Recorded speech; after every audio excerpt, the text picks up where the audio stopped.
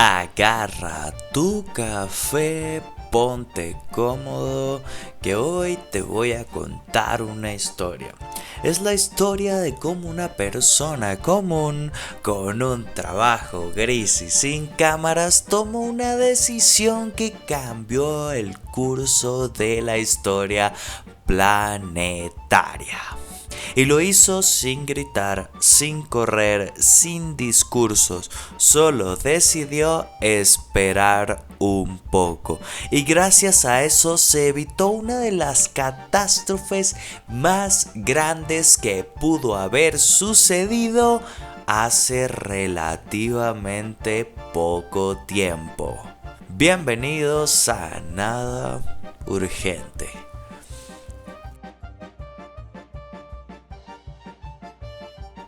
Stanislav Yevgrafovich Petrov nació el 7 de septiembre de 1939 en Vladivostok, en la Unión Soviética.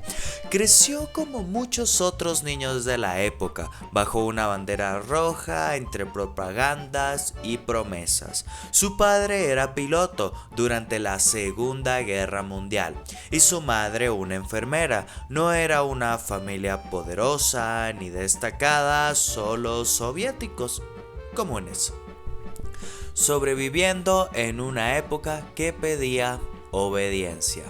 Petrov estudió ingeniería en Kiev y más tarde ingresó a las Fuerzas Armadas, donde fue asignado a un sector de alto secreto, el sistema de defensa por misiles.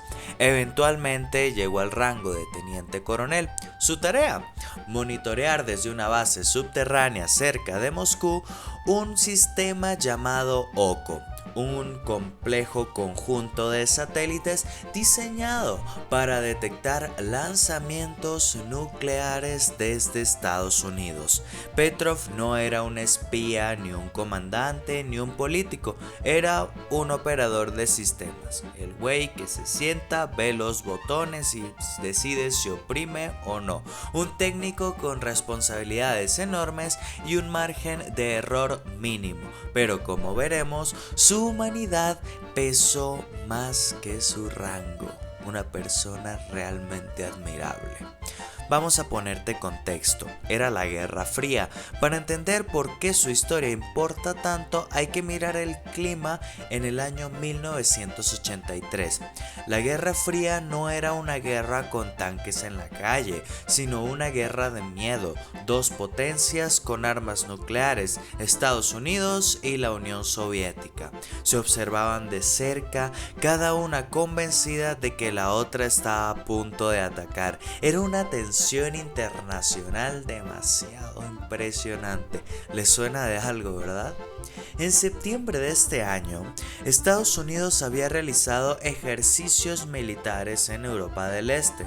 La Unión Soviética lo interpretó como una provocación. Era una tensión altísima la que se vivía de manera internacional en aquellos tiempos. Cualquier chispa podía encender el desastre. Había gasolina por todo el piso y Stanislav tenía el único encendedor.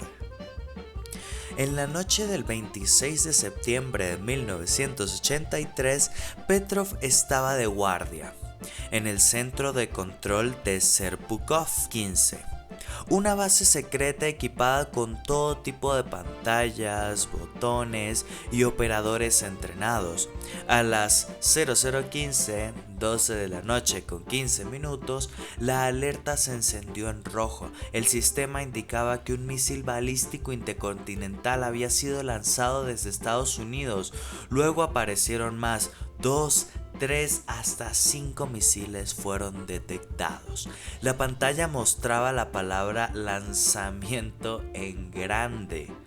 Los oficiales a su alrededor lo miraron. Él tenía que tomar la decisión: notificar a la cadena de mando que se trataba de un ataque real. Si lo hacía, el procedimiento dictaba una respuesta inmediata: contraataque nuclear automático. Decenas o cientos de misiles soviéticos iban a ser lanzados a ciudades norteamericanas, pero Petrov dudó. ¿5 misiles? Esto no le hacía sentido. Eso era lo que tenía en su cabeza. Además, el sistema OCO era nuevo y Petrov sabía que aún no era 100% confiable.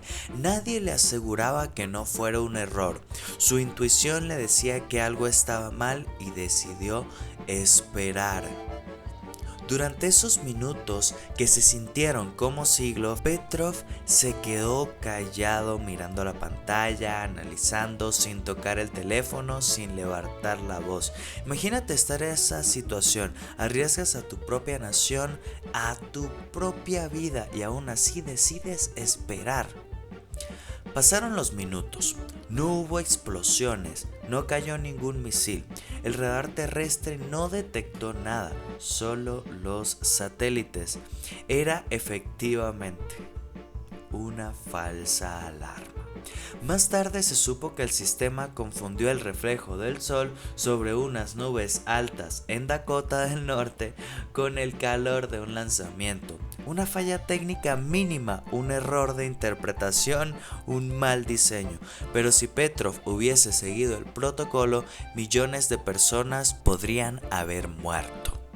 Petrov no salvó el mundo apretando un botón rojo, lo salvó no tocando ninguno. No avisó al alto mando, no activó ningún protocolo, no generó ninguna respuesta militar. Lo único que hizo fue aplicar sentido común en un sistema que había sido diseñado para eliminarlo. Y eso en la Unión Soviética de los años 80 era algo enorme e impensable. Uno pensaría que lo premiaron, que hubo aplausos, reconocimientos, diplomas, pero no. El hombre fue interrogado, durante días fue cuestionado por no haber seguido el protocolo. Finalmente no lo castigaron, pero tampoco lo celebraron. Su carrera terminó poco después, se jubiló anticipadamente y cayó en el olvido. Recién en el año 1998 se reconoció su historia públicamente, gracias a un ex general ruso que reveló el incidente. A partir de allí, Petrov empezó a recibir reconocimientos internacionales, pero nunca en su propio país. En 2004 fue homenajeado por la ONU y recibido por organizaciones de paz. Murió en 2017, solo, en un departamento modesto cerca de Moscú. Petrov siempre minimizó su decisión. Decía que solo lo hizo porque le parecía lógico, que no era ningún héroe, que no salvó al mundo, que solo tuvo suerte. Pero la historia no lo cree, porque no todos en su lugar habrían esperado. Algunos habrían cumplido las órdenes y otros habrían entrado en pánico. Petrov fue el hombre que tomó la decisión más difícil que un hombre puede tomar: evitar una crisis planetaria a costa de tu propio nombre, de ser interrogado y de saber las consecuencias que eso conllevaría. Es realmente admirable. Y eso, en un mundo programado para reaccionar sin pensar, es algo extraordinario. Quizás por eso su historia sigue viva, no porque haya salvado al mundo con una acción gloriosa y simple, sino porque lo hizo con algo tan raro como el silencio. No gritó, no apretó nada, no hizo un discurso, solo se quedó sentado y pensó: esto simplemente no tiene sentido. Y tuvo razón. Así que si hoy no hiciste nada espectacular, no te preocupes. A veces eso está bien. Y a veces hacer nada es lo más valiente que puedes hacer. Simplemente estar ahí. Gracias por quedarte. Mañana, si quieres, te cuento otra historia. Y acá vamos a seguir, sin apuro.